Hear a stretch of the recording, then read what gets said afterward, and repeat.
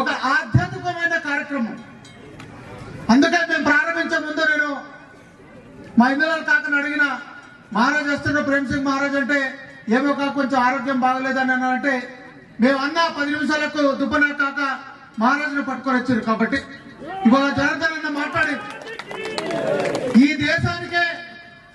దేశానికే సేవల దీక్షను పరిచయం చేసినటువంటి అంత పెద్ద మహనీయుడు ప్రేమ్ సింగ్ మహారాజ్ మా దగ్గర ఉన్నారు. కాబట్టి